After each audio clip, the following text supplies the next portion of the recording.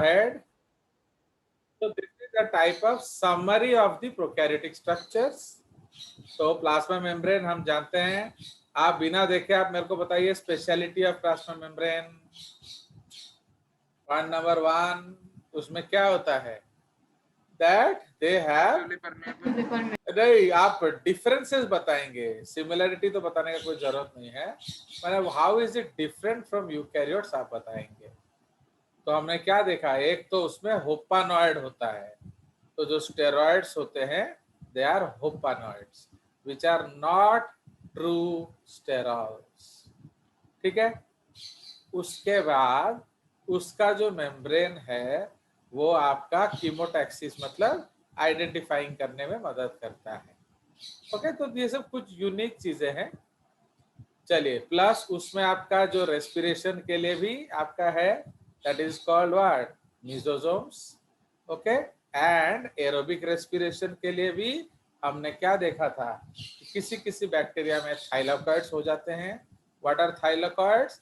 They are invagination of the membrane. And उसी तरह से क्या जो फोटोसिंथेसिस के लिए, सॉरी, तो फोटोसिंथेसिस के लिए आपका जो इन्वेजिनेशन है वो क्या बनाता है, थाइलाकॉइड्स। बट एरोबिक बैक्टीरिया में इन्वेजिनेशन क्या बनाते हैं, कॉन्ड्रियोइड, ठीक है।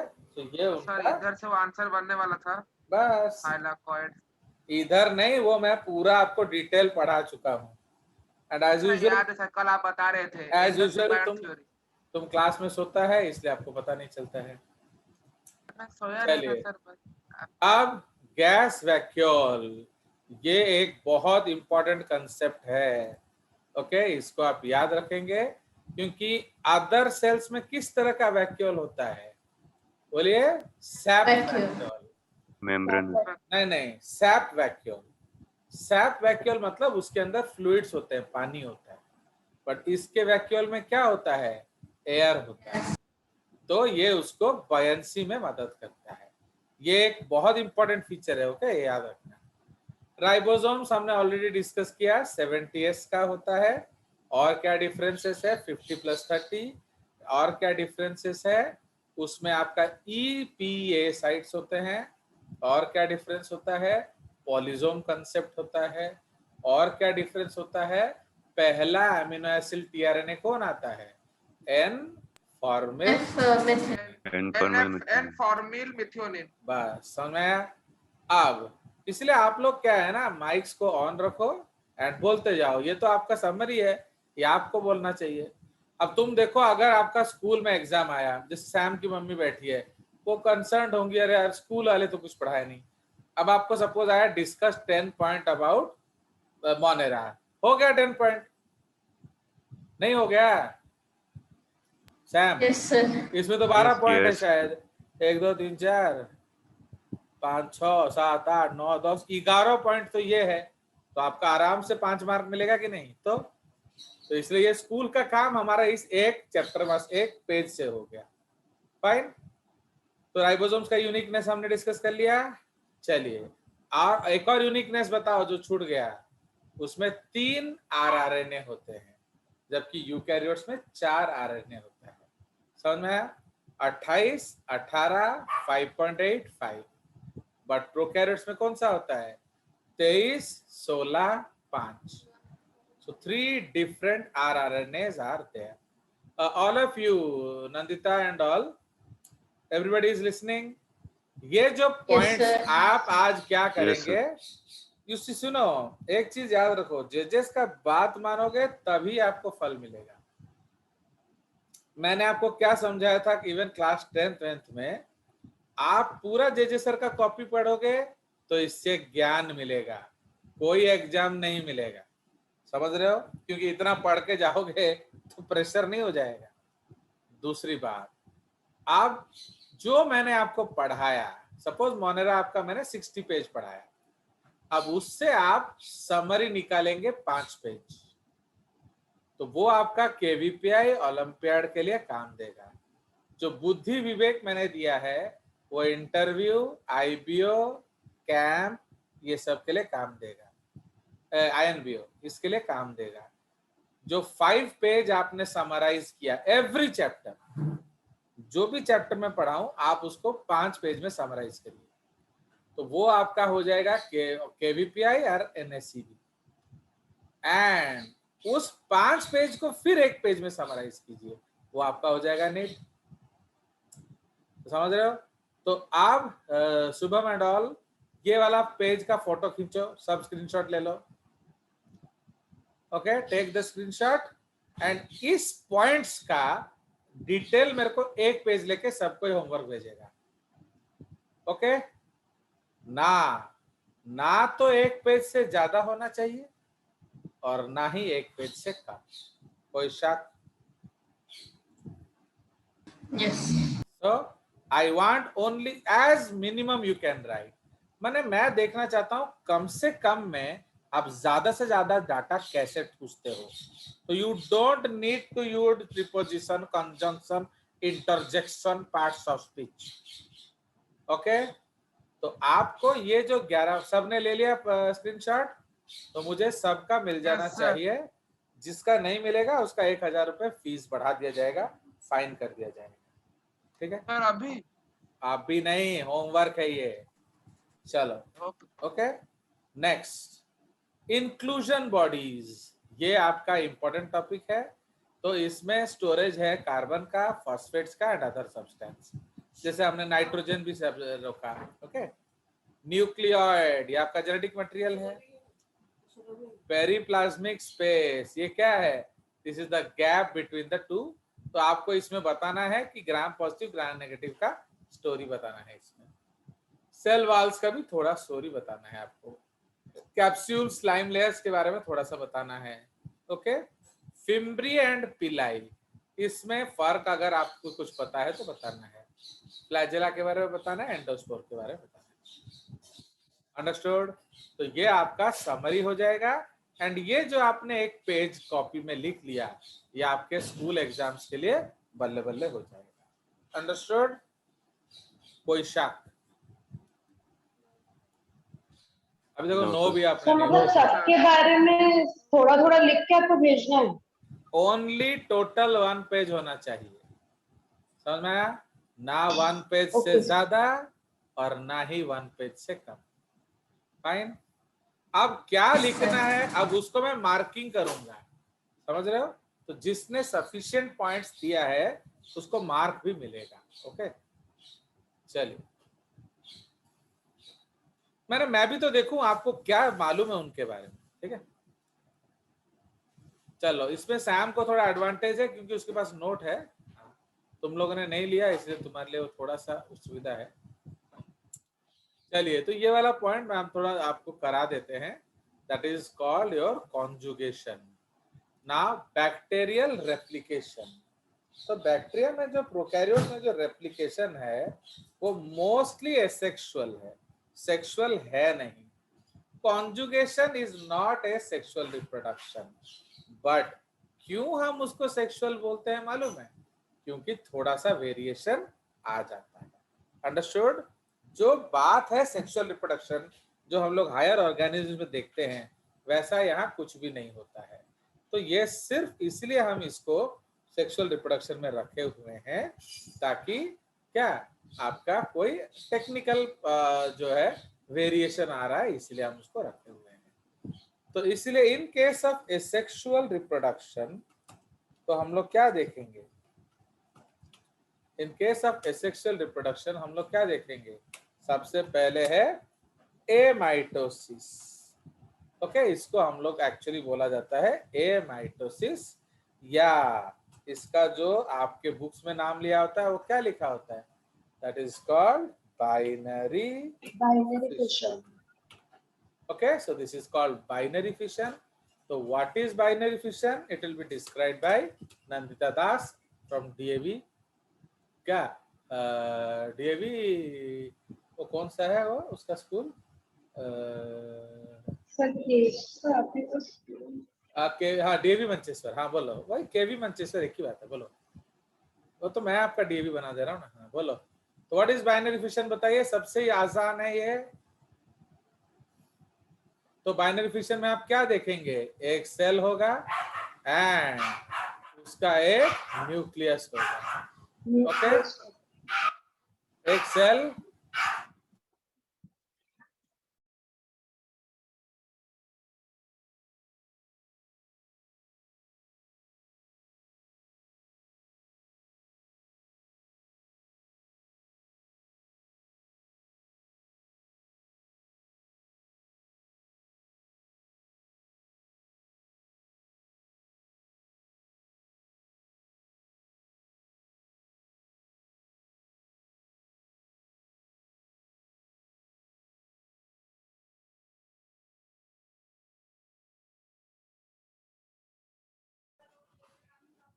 चलो, तो ये हमारा हो गया क्या?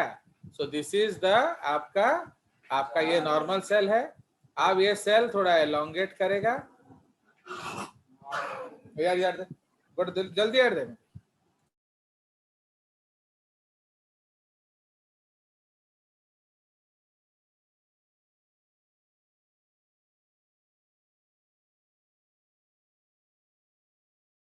चल डिस्टर्ब।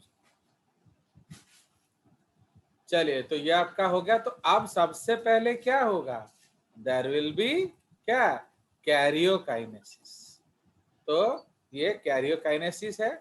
तो there will be karyokinesis. Okay, उसके बाद फिर क्या होगा? उसके बाद आपका साइटोकाइनेसिस होगा। तो इसलिए उसका कैरियोकाइनेसिस होगा। फिर there will be 2 daughter nuclei. Okay, एक बार 2 डॉटर न्यूक्लियाई हो गया, अब it will be followed by क्या? आपका क्लीवेज फारो फॉर्मेशन। इस तरह से फारो बनेगा एंड आपका इसमें क्या रहेगा? Nucleus. So this is the nucleus. Okay, and ultimately आपका क्या बन जाएगा? आपका 2 अलग अलग डॉटर सेल्स बन जाएंगे। ठीक है? So this is called binary fission. Now what is the problem in this? Mitosis में भी similar होता है, but problem क्या है? यहाँ जो distribution of nucleoid है वो उतना definite नहीं होता, उतना honest नहीं होता, उतना प्रोडक्टिव नहीं होता, उतना कंसेप्चुअल नहीं होता है। तो इसलिए जो 2 डॉटर सेल निकले हैं उसको हर चीज एक जैसा मिलेगा ऐसा कोई जरूरी नहीं है। So this is basically an unplanned division. ठीक है?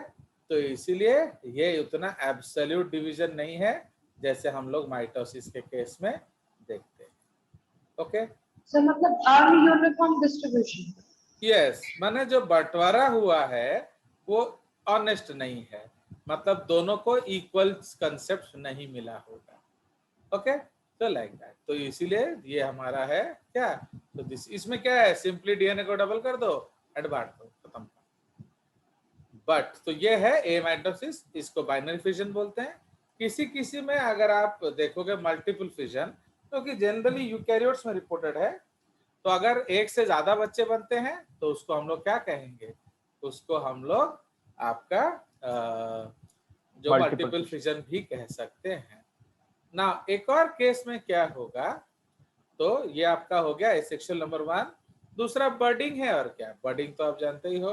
तो बर्डिंग में क्या होगा? The buds will be produced and those buds will be released and they will give rise to new. Okay, so ये आपका एसेक्सुअल रिप्रोडक्शन हो गया। नाउ सेक्सुअल रिप्रोडक्शन में जो सबसे बढ़िया कंसेप्ट है, तो the first concept in sexual, तो please remember this is not a true sexual reproduction, ये सिर्फ सिंबॉलिक है। ओके, आप हम इसको सिर्फ सिमिलर बोलते हैं, उसमें कोई सिमिलैरिटी नहीं है। So this is sexual reproduction. हाँ, why it is not a true sexual reproduction? वो आप खुद जस्टिफाई करते रहो। वो अभी तक मैं क्या तमिल भाषा में समझा रहा हूँ। चलिए, आप क्लास में नहीं होते हो, मैं आपको मुझे मालूम है। तो ये हमारा क्या है? तो you have to be present in the class. आप बीच बीच में कहाँ घूमने चले जाते हो? पकड़ खाने के लिए। सो अब ये हमारा क्या है? This is a bacterium. Suppose ये एक और बैक्टीरियम है। ओके, नाउ इस बैक्टीरियम में आपका जो जेनेटिक मटेरियल है, ओके, तो वो तो हम लोग दिखाएंगे कि वो एक साइड अटैच्ड हुआ पड़ा है कि नहीं? It is, this is the genome या this is the nuclear. But उसके अलावा जो F+ स्ट्रेन है उसमें आपको क्या मिलेगा? एक प्लास्मिड। ओके, तो ये एक प्लास्मिड होता है and this plasmid has many different genes. Okay, तो इसलिए जिसमें प्लास्मिड होगा उसको हम क्या बोलेंगे? F+, एंड जिसमें नहीं होगा उसको हम बोलेंगे F-। तो ये जो F+ है एक्चुअली वो प्लास्मिड में F अकेला नहीं होता है, उसमें बहुत सारे जीन होते हैं, बट उसमें एक F फैक्टर होता है, that is called fertility factor. ये क्या करता है? प्रोड्यूसेस कॉन्जुगेशन ट्यूब, ओके, जिसको हम लोग क्या कहते हैं? Sex pili. तो इसको आप क्या सेक्स पिली भी बोल सकते हो। Fine, so this is called conjugation और सेक्स। ठीक है, सो ये हमारा कंसेप्ट है ना। तो ये अब हम लोग क्या करेंगे? अब now we will make the sex pili. तो सपोज ये आपका बैक्टीरिया है, ओके, एंड ये आपका उसका जो रिलेटिव है। अब आपका F+ से F- के तरफ एक कॉन्जुगेशन ट्यूब प्रोड्यूस किया जाएगा। फाइन, देख रहे हो? सो this is a conjugation tube. तो उसको हमने थोड़ा ब्लैंक बनाया एंड इसको हम इस तरह से कॉन्जुगेशन ट्यूब बनाएंगे। अब नाउ व्हाट हैपेंस? तो अब इसमें क्या होगा? जो प्लास्मिड है आपका वो प्लास्मिड रेप्लिकेट करेगा। तो प्लास्मिड छोटा सा होता है, 10, 15, 20 जीन होते हैं, तो वो इंस्टेंटली रेप्लिकेट कर जाएगा। फाइन, तो it will instantly replicate and वो जो रेप्लिकेटेड स्ट्रैंड है वो आपका उधर दे दिया जाएगा। क्लियर? प्लस जीनोम भी है, जीनोम एक्सचेंज भी हो सकता है, तो इसीलिए कुछ जीन्स वहां से भी आपका एक्सचेंज हो सकता है। फाइन, सो दैट में बी एक्सचेंज। उसके बाद ये जो कॉन्जुगेशन ट्यूब है ये एक बहुत शॉर्ट टर्म अफेयर होता है एंड बहुत जल्दी ये कॉन्जुगेशन ट्यूब टूट जाता है। तो जैसे ये कॉन्जुगेशन ट्यूब टूट जाएगा, अगेन दोनों स्ट्रेन क्या हो जाएंगे? अलग अलग हो जाएंगे एंड दोनों के पास क्या होगा? सपोज जीनोम है, ओके, ये हमारा जीनोम है एंड अब इसके पास भी प्लास्मिड था एंड अब इसको भी प्लास्मिड मिल गया। व्हाई? बिकॉज वो स्मॉल डीएनए है, उसका रेप्लिकेशन हो गया। सो this is F+ and this is F-, but इधर क्या हो गया? This is F+ and this is also F+। ठीक है, तो इधर इनको क्या बोला जाता है? कॉन्जुगेंट्स। ओके, इधर क्या बोला जाता है? सो इसको हम बोलेंगे X conjugants. Okay, so this is the difference. Fine, तो इसीलिए इनको डॉटर सेल नहीं बोला जाता है, इनको एक्स कॉन्जुगेंट्स बोला जाता है। सो इससे हुआ क्या? अब दोनों जो स्ट्रेन्स हैं, okay, they are having the plasmid. Now उस प्लास्मिड में बहुत एडवांटेजेस जीन्स होता है, तो एडवांटेजेस ऑफ प्लास्मिड। ओके, तो प्लास्मिड में और क्या क्या होता है? ओके, तो बताइए क्या क्या होता है? आप लोग क्या पढ़े हो? Resistance against drugs. तो उसमें नंबर 1 है आर जीन। तो आर जीन क्या होता है? Antibiotic resistance gene. इसका मतलब किसी ना किसी एंटीबायोटिक के लिए उसको रेजिस्टेंस होगा। Okay, it may not be same for both, okay, but some or the other के लिए एंटीबायोटिक होगा. Okay, so that is the concept. Okay, there will be antibiotic resistance for some or the other gene. Okay, जैसे इसको हम लोग लिख सकते हैं. सपोज लिखा होगा टेट आर, तो मतलब क्या है? Tetracycline resistance. एम्प आर, इसका मतलब है एम्पिसिलिन रेजिस्टेंस. एंड इसी तरह से आपका सपोज क्लोरामफेनिकॉल रेजिस्टेंस. इस तरह से अलग अलग रेजिस्टेंस होगा. Now there may be more than one antibiotic resistance gene. Okay, now तो ये आपका होगा आर जीन. दूसरा हमने क्या देखा था? एफ फैक्टर, तो वो तो हम ऑलरेडी पढ़ चुके हैं. प्रोड्यूसेस क्या? प्रोड्यूसेस सेक्स पिलाई. ठीक है, तो प्रोड्यूसेस सेक्स पिली, तो ये आपका है. तापर थर्ड फैक्टर क्या है बोले? तो ये प्रोड्यूसेस सेक्स पिलाई. उसके बाद है कॉल जीन. ओके, तो कॉल जीन का मतलब क्या है? इसको कॉलिसिनोजेनिक. कॉलिसिनोजेनिक फैक्टर.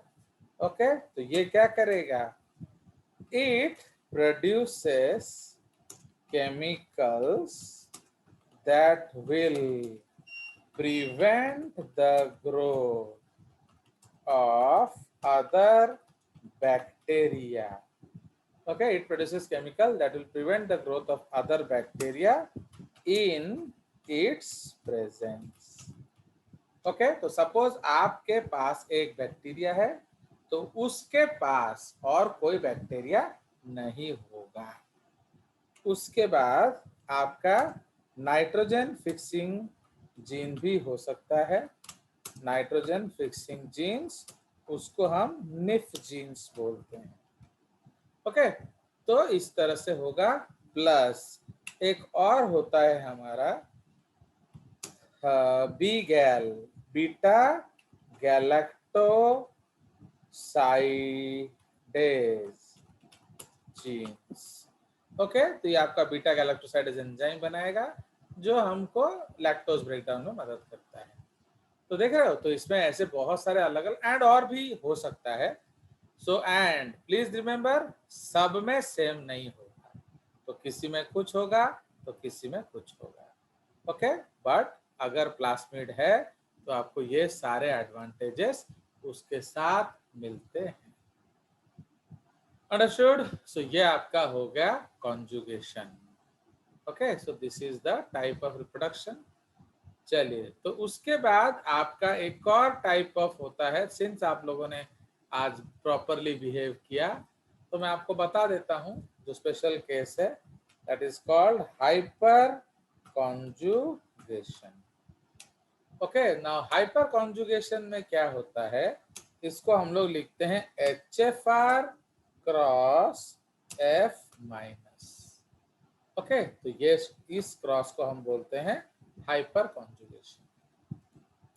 ठीक है. नाउ तो इसका what is the plus point, या इस क्रॉस का खासियत क्या है? Now in some bacteria the plasmid is not free. Okay, in some bacteria the plasmid is not free. It is क्या? It is integrated with the what? Genome. Okay, it is integrated with the genome या genetic DNA. Okay, this DNA, okay, this genetic material DNA is known as क्या? Yeah, this integrated plasmid, okay, is known as episome. Okay, now so it is attached in such a manner that during division या during replication लिख लो, during replication of DNA, it will be replicated last.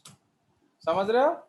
इसीलिए जब bacteria replicate करेगा तो उसके लिए plasmid last option. Understood? कोई problem है इसमें बताइए. तो सपोज हम लोग, हाँ बोलो. सर लास्ट में रेप्लिकेशन होना मतलब कैसे ऐसे हो सकता है? कैसे? बिकॉज ये सर्कुलर डीएनए है ना, तो जब रेप्लिकेशन होगा हम उसको खोलेंगे, तो जब ये खुलता है ऑलवेज ये लास्ट पे होगा. समझ रहे हो? तो इट विल बी, माने सपोज हम लोग एक इसको हम डीएनए बनाएंगे. नाउ सपोज ये हमारा जीनोम है. ओके, एंड ये आपका क्या है? So this is suppose the plasmid. तो ये इंटीग्रेटेड जीनोम है. तो जब ये रेप्लिकेशन के लिए कटेगा तो ये इस तरह से कटेगा, इस तरह से. तो जब ये कटेगा तो इसलिए पहले कौन ये हेड बनेगा एंड ये बनेगा क्या? टेल. तो इसलिए this will become the head and the plasmid will become the tail. समझ रहे हो? इसीलिए यहां से रेप्लिकेशन शुरू होगा एंड अल्टीमेटली यहां खत्म होगा. ओके, नाउ बैक्टीरिया में देखा गया है कि जो रेप्लिकेशन होता है, सपोज ये कैलकुलेटेड कंसेप्ट है, that it has been seen that in full flow bacteria replicates 1 gene per minute. Okay, तो एक जीन पर मिनट वो रेप्लिकेट करेगा. अंडरस्टूड? नाउ तो जब हम सपोज हम मानते हैं कि जो जीनोम है उसमें 100 डीएनए जीन है एंड प्लास्मिड में 15 जीन. तो कितना मिनट रेप्लिकेट करने से पूरा का पूरा डीएनए एक्सचेंज होगा? बोलो, how many minutes? How many minutes में entire DNA will be replicated? बोलो.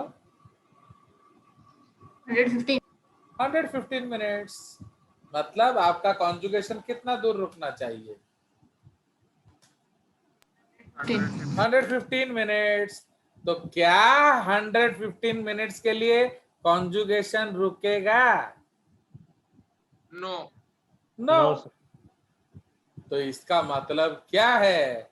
What will be the product of HFR and F minus? It will B HFR and F minus. अब समझ में आया कि कहां से आपका F माइनस ट्रेन आता है? क्योंकि मोस्ट बड़ा तो most conjugations last for very less time. So इसीलिए most of the time your product will be what? HFR and F minus. And this is the source of the F minus train. है समझ? But फिर आप इसको HFR क्यों बोलते हैं? इसको कहते हैं हाई फ्रीक्वेंसी रिकॉम्बिनेशन. मतलब ये जबरदस्त रेट में नया नया स्ट्रेन बनाता है. ओके, अब सपोज ये इसको समझना भी बहुत मुश्किल है. सपोज हमने एक बैक्टीरिया लिया HFR, ओके, ब्रैकेट में लिखेंगे ल्यूसिन प्लस. ना इससे क्या समझ में आया बोलो आपको? What did you understand from this? Leucine is the integrated plasmid. No, idiot. Leucine एक एमिनो एसिड है. मतलब ये ल्यूसिन बना सकता है. इसके पास ल्यूसिन मेकिंग जीन है. अंडरस्टूड? तो HFR Yes. जो है उसमें ल्यू प्लस है.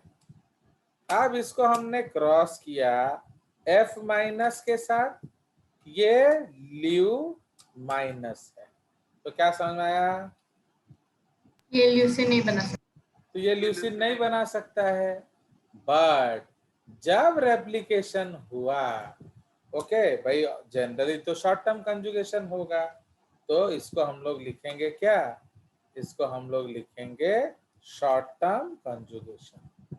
तो जब शॉर्ट टर्म कंजुगेशन होगा तो क्या आपका प्लास्मिड एक्सचेंज होगा? No sir.